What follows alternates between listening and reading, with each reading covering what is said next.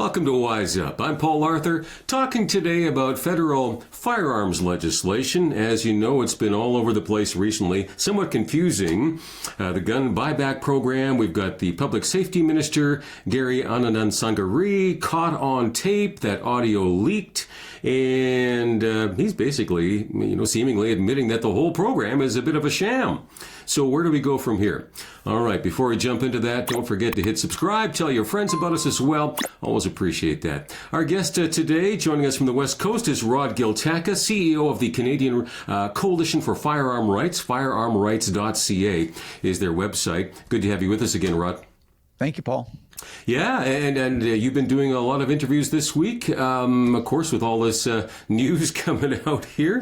I mean, it is a bit, confusing. I mean, the basics are, of course, we've got the federal government gun buyback program, about 3,000 different firearms, banned, so-called assault weapons, and this buyback program is designed to collect these weapons. They sure haven't collected a whole bunch of them so far.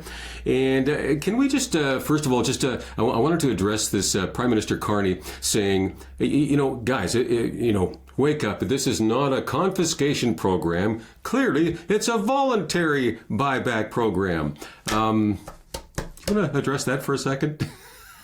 Well, it's funny because this was the language that they're using. I mean, obviously, we live in sort of a post-truth era where no one wants to say anything that's truly accurate. It's all about the power of manipulation. So this is just another example of it.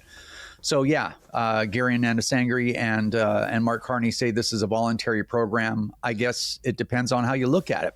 So your options are, you have to tell the government what you have. Once you do that, you may or may not, and chances are about 98% chance you will not get paid for it. They even put in their own documents on the buyback. Compensation is not guaranteed. So you can end up handing your gun in for no compensation to the government, or win in a lottery that you will get compensated at some level. You can deactivate these firearms from $400 to $700 each and prove that they're deactivated at your own cost, or you can go to jail. So deactivation at your own cost, hand it in for free, maybe get paid for it, or go to jail.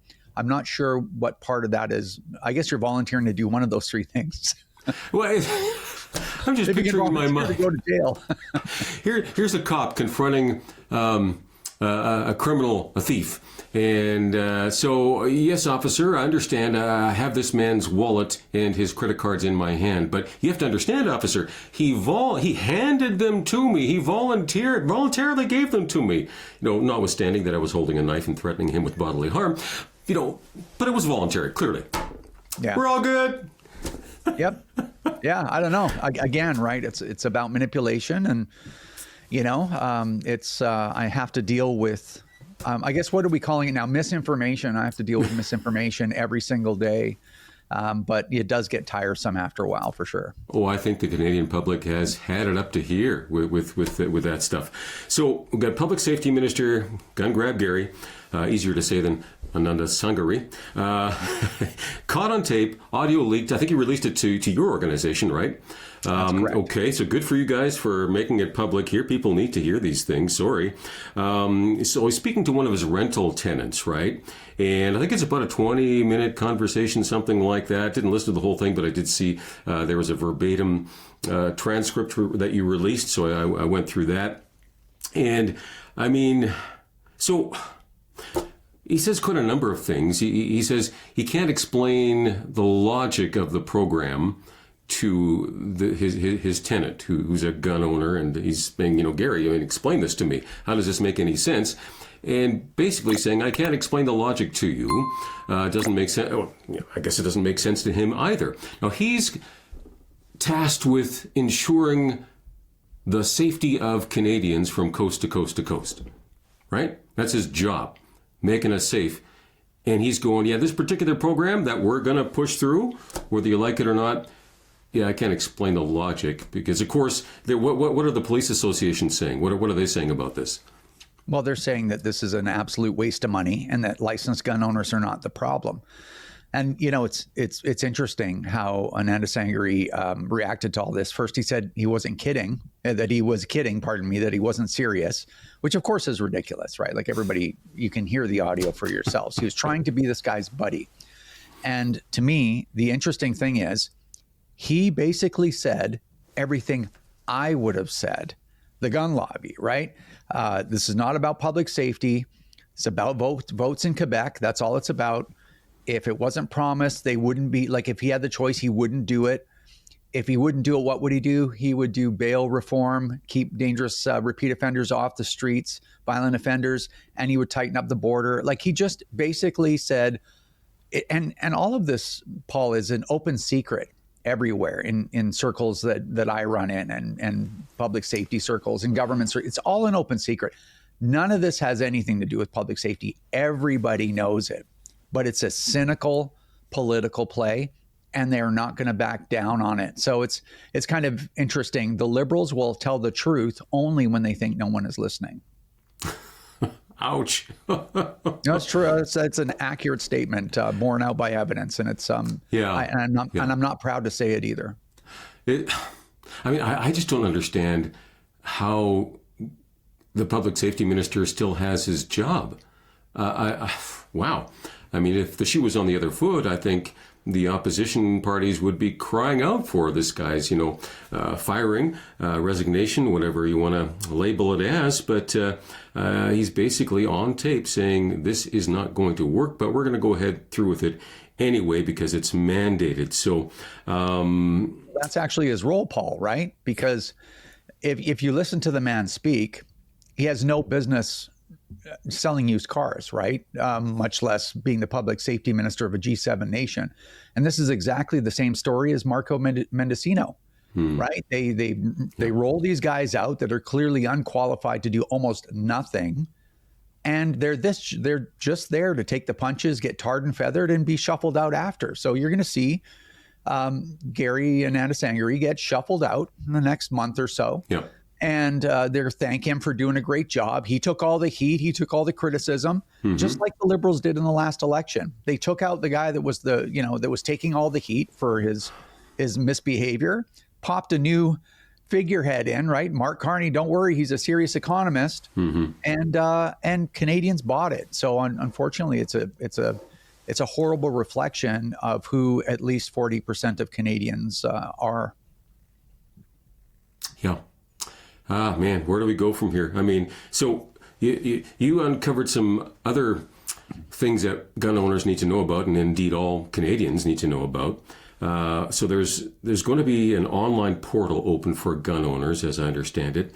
And so they have to do a couple things. I guess they have to declare whatever guns they own, as well as whatever kind of guns that they already know that you have. Like, so if you have a restricted weapon of some kind, maybe a handgun, whatever, the government already knows that because it's registered, right?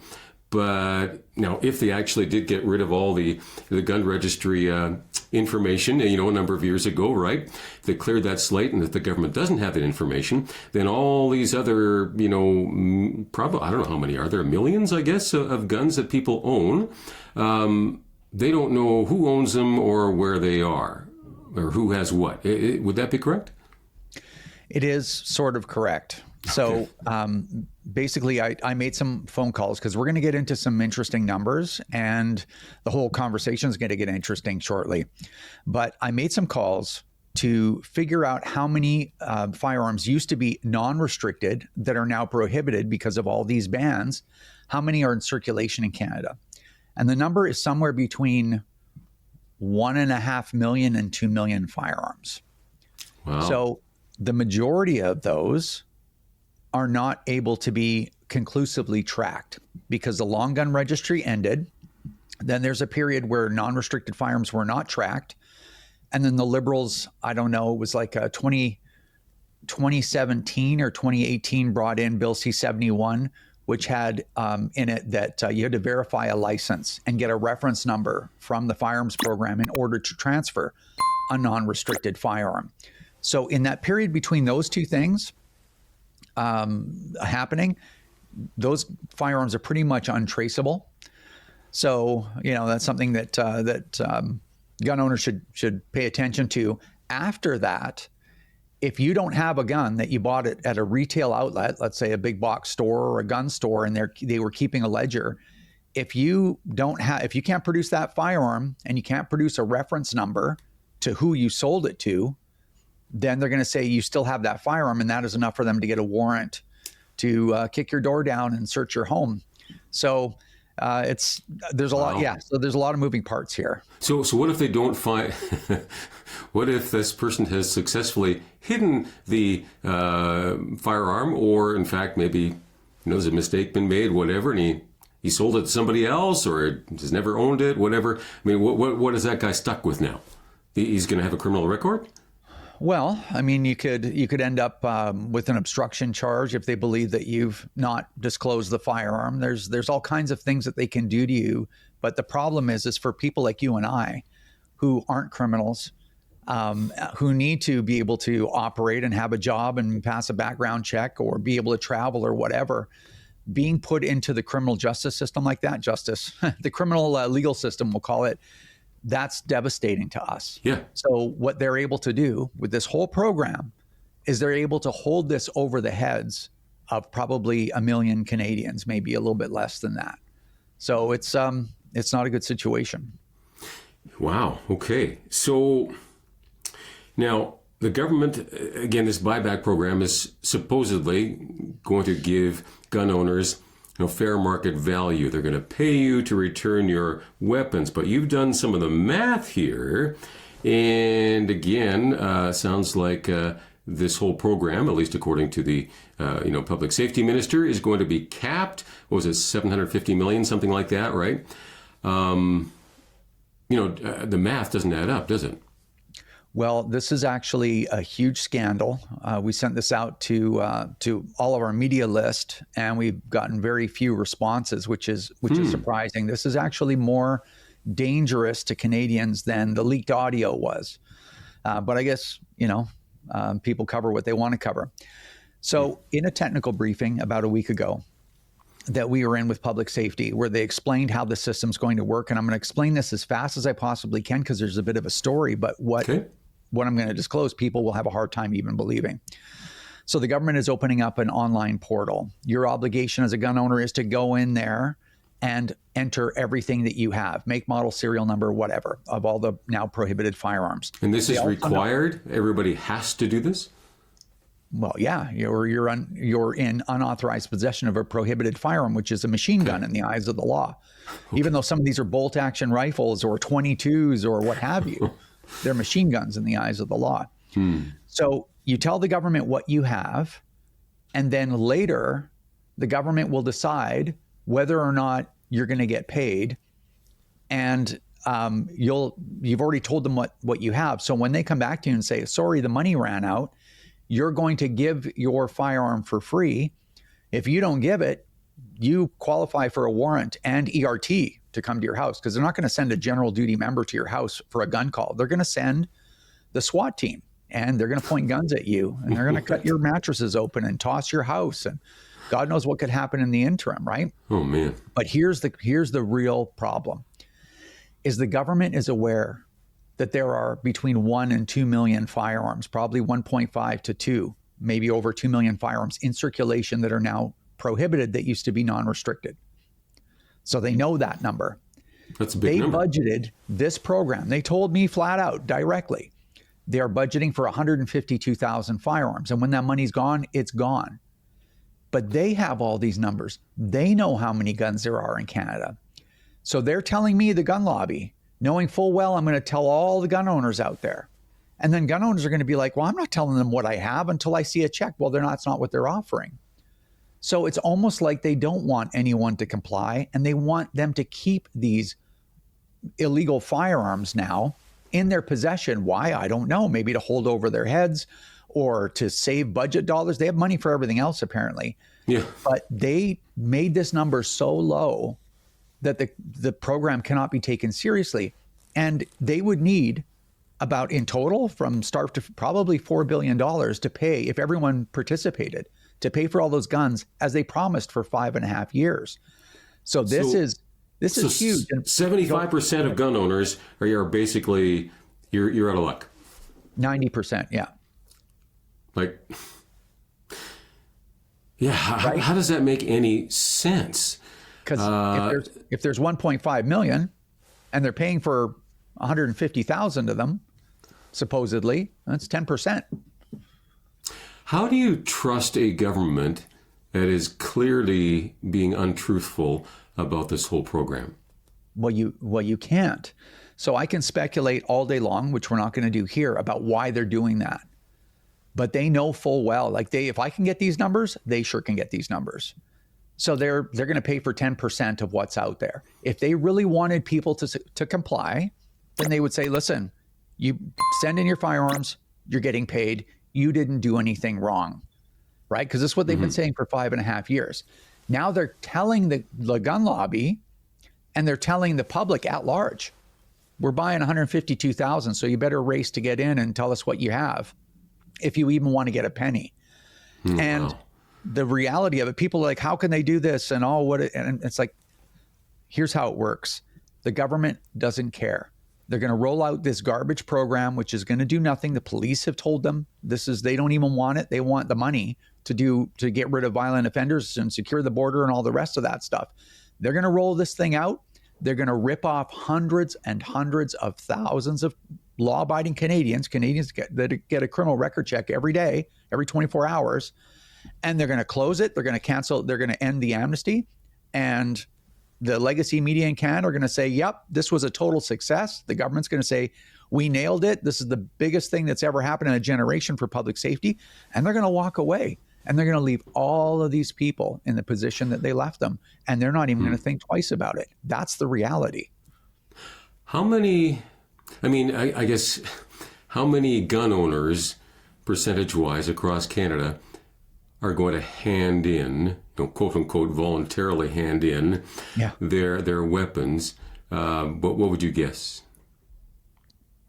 I don't know. If I were to guess, maybe 20%. And, okay. And to be clear, like that's a problem, right? Like that's a problem. And that's a problem for the people that don't hand them in because they're going to be sitting on this gun for the rest of their lives. All they need is a house fire or a break-in when they're not home and the police go into the house.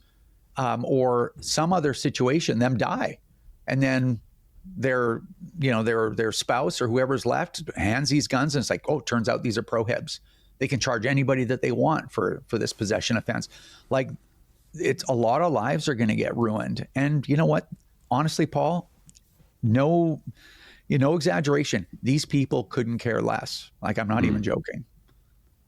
Yeah, that is very, very concerning. Again, we're talking about police associations saying, hey, 90% of the gun violence happening in our cities and outside of cities as well typically comes from, guns that are imported illegally across the U.S. border. So the problem is not with legal guns. Sometimes legally purchased guns are used. Typically, they're stolen from a gun owner's home and then resold in the black market. That's probably accounts for the vast majority of those, I would think. So, but your sport shooter, your farmer, your hunter, they ain't the guys shooting up the bars downtown or doing a drug deal downtown with violence. Well, yeah, we're the most law-abiding demographic in the country, and it's easy to see why because I have a lot of guns. I owned a training company for a number of years. Firearms, legal firearms are a big part of my life. And I will go out of my way to stay out of trouble. No road raging, no nothing. I go out of my way to stay away from any reason for the government to take my license, right? Because it's so important to me. I need those guns for a variety of different reasons. So I want to keep legal access to them. Like guns that are illegal, Paul, they are worthless to me.